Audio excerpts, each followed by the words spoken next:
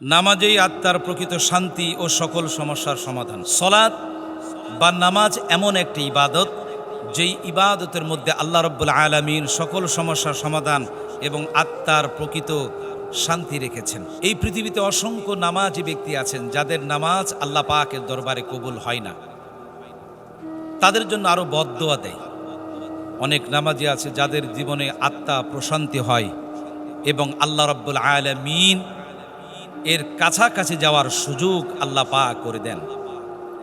ঠিক তেমনই একটি চমৎকার একটি ঘটনা আল্লাহর নবী বিশ্বনবী জনাবে মুহাম্মদ রাসূলুল্লাহ সাল্লাল্লাহু আলাইহি ওয়াসাল্লাম যুদ্ধের ময়দান থেকে ফিরছিলেন। এই ফিরতে হঠাৎ সন্ধ্যা লেগে যায়। এই সন্ধ্যা লাগার পরে পাহাড়ের উপরে উঠে সেখানে তিনি বললেন যে এই জায়গায় তোমরা তাঁবু গাঁথাও, এখানে আজকে রাত্রি যাপন করব। আল্লাহর নবী বিশ্বনবী জনাবে মুহাম্মদুর রাসূলুল্লাহ সাল্লাল্লাহু আলাইহি ওয়াসাল্লাম সাহাবাদের বললেন, ও আমার সঙ্গীরা, ও আমার সাথীরা, এই যে এই পাহাড়ের উপত্যকায় যে সমতল ভূমি রয়েছে এই জায়গায় তোমরা তাঁবু গাঁথাও, আজকে রাত্রি এখানে উদযাপন আমরা করব, এখানে আমরা থাকব। সকাল যখন হয়ে যাবে এখান থেকে আমরা চলে যাব। সকল মানুষদেরকে সাহাবায়ে কেরামদেরকে যখন বললেন, বলার পরে ঘুমানোর পূর্বে সাহাবাদের ডেকে বললেন, ও আমার সঙ্গী সাথীরা, আজকের রাত্রিতে কারা কারা পাহারা দিবে একটু জানাও। সঙ্গে সঙ্গে দুইজন সাহাবী, একজন আনসার সাহাবী আরেকজন মুহাজির সাহাবী হাত তুলে বললেন, ইয়া রাসূলুল্লাহ, হাজির আছি। এদের মধ্যে আনসার সাহাবী হযরত ওমর ইবনে ইয়াসির, আরেকজন হলেন আব্দুল্লাহ ইবনে বাশার। এই দুইজন দায়িত্ব নিলেন। নবীজি জানিয়ে দিলেন, আমরা যে এখানে অবস্থান করছি ওই যে গিরিপথ রয়েছে ওই জায়গায় একটু উঁচু জায়গা আছে, সেখানে তোমরা পাহারা দেবে, কোনো শত্রুপক্ষ যেন না আসতে পারে। এই দুই সাহাবী সেখানে চলে গেলেন। যাওয়ার পরে একটা পর্যায়ে তারা সিদ্ধান্ত নিলেন, দুইজনে দায়িত্ব পালন না করে তাদের মধ্যে ভাগাভাগি করে একজন দায়িত্ব পালন করবে আর আরেকজন সেই জায়গায় ঘুমাবে। রাত্রিকে ভাগ করে নিলেন। হযরত আব্দুল্লাহ ইবনে বাশার তিনি যখন ঘুমিয়ে পড়লেন প্রথম রাত্রিতে, আর দায়িত্ব পালন করছেন হযরত ওমর ইবনে ইয়াসির আনসার সাহাবী। এই দায়িত্ব পালনকালীন সময়ে হঠাৎ করে তিনি চিন্তা করলেন, আমি যদি এইভাবে কাটিয়ে যদি দিই তাহলে আল্লাহ পাকের শুকরিয়া আদায় করা হবে না। তিনি তখন ওযু করে নামাজে দাঁড়িয়ে গেলেন। নামাজে যখন দাঁড়িয়ে গেলেন, আল্লাহ পাকের দরবারে শুকরিয়া তান নফল নামাজের জন্য তিনি যখন দাঁড়িয়ে গেলেন, দূর থেকে শত্রুপক্ষ লক্ষ্য করে দেখলেন কে যেন ওই পাহাড়ের গিরিপথে উঁচু ওই কিনারায় কে যেন দাঁড়িয়ে আছে। দূর থেকে তীর নিক্ষেপ করলো শত্রুপক্ষ। তীর নিক্ষেপ করার পরে ওমর ইবনে ইয়াসিরের পাশে গিয়ে পড়ল। এরপর আবার তীর নিক্ষেপ করলো। এরপর নামাজরত অবস্থায় ওমর ইবনে ইয়াসিরের পায়ে এসে বিঁধল।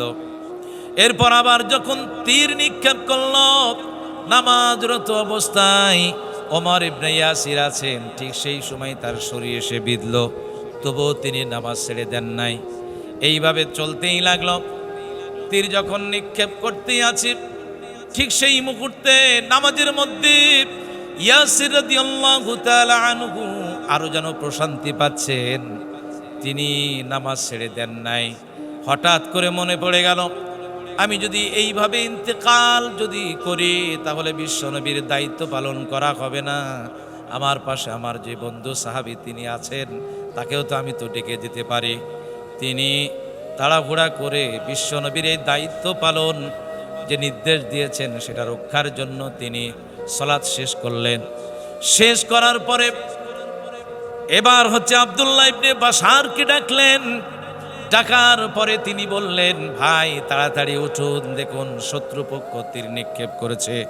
এই দুইজনকে দাঁড়ানো অবস্থায় দেখার পরে শত্রুপক্ষ তারা চিন্তা করেছে এখানে অনেক মানুষ আছে, তারা সেখান থেকে চলে যায়, পালিয়ে যায়। এইবার লক্ষ্য করে দেখেন ইয়াসির রাদিয়াল্লাহু তাআলা আনহুর শরীরের মধ্যে অনেকগুলি তীর লেগে আছে। ঠিক সেই মুহূর্তে আব্দুল্লাহ ইবনে বাশার জিজ্ঞাসা করলেন, ভাইজান আপনি কেন আমাকে জাগান নাই, কেন আপনি আমাকে জাগান নাই, কী কারণে? ইয়াসির রাদিয়াল্লাহু তাআলা আনহু বললেন, আমি যখন নামাজে দাঁড়িয়ে যাই আল্লাহর জন্য, আমি নামাজের মধ্যে সূরা কাহাফ তেলাওয়াত করছি, আমার অন্তরে এত প্রশান্তি, এত শান্তি আমি আমার জীবনে এর আগে কোনোদিন পাই নাই। যখন আমার শরীরে তীর বিদ্ধ হলো, আল্লাহর কসম মনে হচ্ছিল আমার আত্মাটা ভরে যাচ্ছিল। বলি সুবহানাল্লাহ। নামাজ আমি ছেড়ে দিতাম না, কিন্তু বিশ্বনবী দায়িত্ব দিয়েছেন, এইভাবে আমি যদি ইন্তেকাল যদি করি আর দায়িত্ব পালনে যদি অবহেলা হয়ে যায়, আমি তাড়াহুড়া করে রুকু সেজদা করেছি। তবে আল্লাহর কসম বিশ্বনবী যদি এই দায়িত্ব যদি না দিতেন আর একাকী যদি নামাজ আদায় করতাম, জীবন চলে যেত, তবু আমি সূরা কাহাফ শেষ না করে রুকু সেজদায় যেতাম না। সালাত কেমন ভাবে আদায় করেছেন হযরত ওমর ইবনে ইয়াসির? নামাজরত অবস্থায় তীর বিঁধল, তীর টেনে বের করে ফেলেছেন, কিন্তু নামাজের মধ্যে প্রশান্তি কিন্তু ওনার যায় নাই। সম্মানিত উপস্থিতি, কারণ সালাত বা নামাজ হলো এত গুরুত্বপূর্ণ।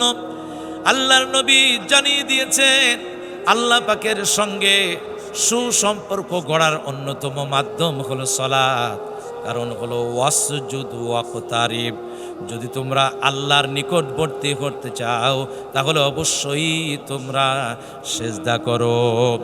সাহাবায়ে কেরাম রাদিয়াল্লাহু তাআলা আনহুম ওনারা যখন কোনো সমস্যায় পড়তেন, সঙ্গে সঙ্গে মসজিদে গিয়ে সলাতে দাঁড়িয়ে যেতেন, সমস্যার সমাধান খুঁজতেন সলাতের মধ্যে। শুধু তাই নয়, নামাজ যার যত সুন্দর তার জীবনটা তত বেশি সুন্দর, কারণ নামাজের মধ্যেই রয়েছে সকল সমস্যার সমাধান, মানুষের জন্য কল্যাণ। হযরতে আলী রাদিয়াল্লাহু তাআলা আনহু যুদ্ধ থেকে আসলেন, পায়ে তীর বেঁধে আছে। এমনই একটি মুহূর্তে হযরতে আলী রাদিয়াল্লাহু তাআলা আনহু তীর খুলে ফেলা হবে, ঠিক সেই মুহূর্তে হযরতে আলীকে বলা হলো, আপনি নামাজে দাঁড়িয়ে যান। হযরতে আলী রাদিয়াল্লাহু তাআলা আনহু নামাজে দাঁড়িয়ে গেলেন, কোরআনুল কারীম তেলাওয়াত করছেন নামাজের মধ্যে। ঠিক সেই মুহূর্তে তীর টান দিয়ে হযরতে আলীর বের করে ফেলা হলো। হযরতে আলী রাদিয়াল্লাহু তাআলা আনহু নামাজ শেষ করার পরে জিজ্ঞাসা করলেন, তুমি আল্লাহর কসম তোমরা যে কখন আমার পা থেকে তীর খুলেছো আমি বলতে পারবো না।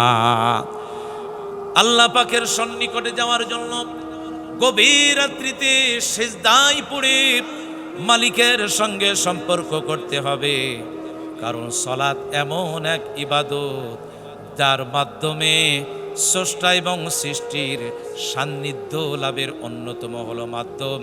আল্লাহ পাকের কাছাকাছি যাওয়ার অন্যতম পন্থার নাম হলো সালাত। বিশ্বনবী জনাবে মুহাম্মদুর রাসূলুল্লাহ সাল্লাল্লাহু আলাইহি ওয়াসাল্লাম যেই দিন ইন্তেকাল করেছেন, ইন্তেকালের পূর্ব মুহূর্তে নিজের কলিজার টুকরা সন্তানের কথা বলেন নাই, রাষ্ট্রের কথা বলেন নাই, পৃথিবীর কোনো মানুষের কথা বলেন নাই, নিজের সম্পদের কথা বলেন নাই। তিনি বলেছেন আসসালাত আসসালাত ওয়া মা মালাকাত আইমানুকুম। তিনি বলেছেন নামাজ নামাজ নামাজ, আর তোমাদের অধীনস্থ ব্যক্তিদের তোমরা দেখে রাখবে। বিশ্বনবী ইন্তেকালের পূর্ব মুহূর্তে তিনি বলেছিলেন নামাজ। আজ সেই নামাজকে আমরা অবহেলায় ছেড়ে দিই। সে নামাজ যদি আজও আমাদের মধ্যে থাকতো তাহলে আমাদের জীবনটা সুন্দর হতো, এই বিশ্বটা আরো সুন্দর হতো, এই সমাজটা আরো সুন্দর হতো। বলি সুবহানাল্লাহ। আল্লাহ পাক আমাদের প্রত্যেককে সহি শুদ্ধভাবে সালাত আদায় করা তৌফিক দান করুন।